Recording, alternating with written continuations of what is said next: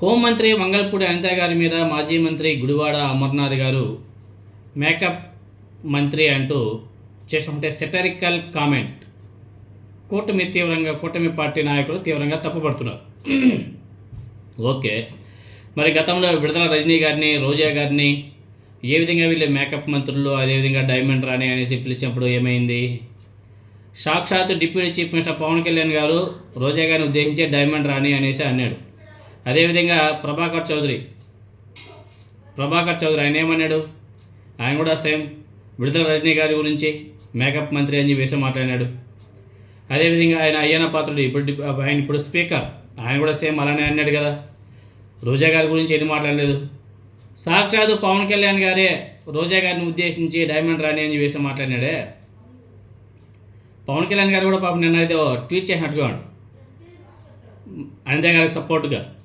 ముందుగా ట్వీట్ ఏంటో తెలుసుకునే తర్వాత పవన్ కళ్యాణ్ని ఏ విధంగా నెటిజన్లు ట్రోల్ చేస్తున్నారో కూడా మనం మాట్లాడుకుంటే, రాష్ట్ర హోంశాఖ మంత్రి అనిత గారి మీద ఒక మాజీ మంత్రి చేసినట్టు వ్యాఖ్యలు అభ్యంతరకరమైనవి. ఈ వ్యాఖ్యలను ఖండిస్తున్నాం. మహిళల కట్టుబొట్టు మీద కామెంట్ చేసే స్థాయికి ఆ నాయకుడి పార్టీ వారు దిగజారిపోయారు. స్త్రీల గురించే మాట్లాడేటప్పుడు జాగ్రత్తగా ఉండాలి. ఆ వ్యాఖ్యలు కేవలం శ్రీమతి అనిత గారి గురించే అన్నట్లే కాదు, సగటు మహిళలందరినీ కించపరిచినట్లే. ప్రజా జీవితంలో ఉన్నవారి నోటి నుంచి వచ్చే ప్రతి మాటను పౌర సమాజం గమనిస్తుంది అనే విషయాన్ని మర్చిపోకూడదు అని చెప్పేసి పవన్ కళ్యాణ్ గారు ట్వీట్ చేశాడు. ఈ ట్వీట్లో ఇంకా పవన్ కళ్యాణ్ హితవాక్యాలు చాలానే ఉన్నాయనుకోండి. మహిళల్ని గౌరవించాలనడంలో ఏ ఒక్కరికి భిన్నాభిప్రాయం ఉండదు. గౌరవించారు, నిజంగా దాని తప్పులేదు. మహిళ అంటే మాతృమూర్తి. మహిళని గౌరవించే చోట దేవతలు ఉంటారని మన పురాణ ఇతిహాసాలు కూడా చెప్తూ ఉంటాయి. అయితే మహిళని గౌరవించడం అనేది రాజకీయం కావడమే సమాజ దౌర్భాగ్యం అని చెప్పేసి మాట్లాడుకోవాలి. పవన్ కళ్యాణ్ గారు పెద్ద ట్వీట్ చేశాడు కదా. ఓకే, మంచిదే.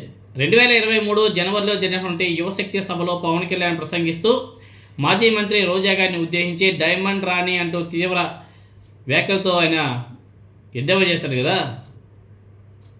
కదా. నా గురించి నువ్వు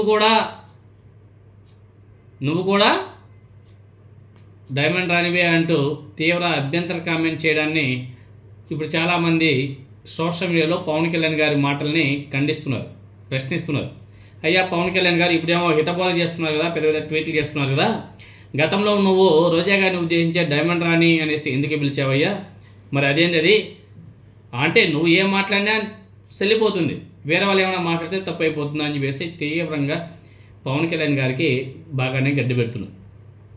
ఇప్పుడు చెప్తామంటే నీతులన్నీ రోజా గారి విషయంలో ఎందుకు పాటించడం లేదు? డైమండ్ రాణి నువ్వు కూడా నన్ను విమర్శించడమా అనే మాటలు ఏ విధానాలకు అనుగుణంగా మాట్లాడారో చెబితే విని సంతోషిస్తామని చెప్పేసి సోషల్ మీడియాలో కామెంట్స్ వస్తున్నాయి. నీతులు చెప్పడానికే తప్ప ఆశ్రయించడానికి కాదు. ప్రతి సందర్భంలోనూ పవన్ కళ్యాణ్ నిరూపించుకుంటూనే వస్తున్నాడు. పవన్ కళ్యాణ్ గారు తెలుగుదేశం పార్టీ నాయకులు కూడా అంతే. అప్పుడు వీళ్ళ బుద్ధి ఏమైంది? ఎక్కడికి పోయింది? అంటే ఆనాడు వీళ్ళు ఏం మాట్లాడినా చెల్లిపోతుంది. ఇప్పుడు ఎవరైనా ఏమని అంటే మాత్రం తప్ప.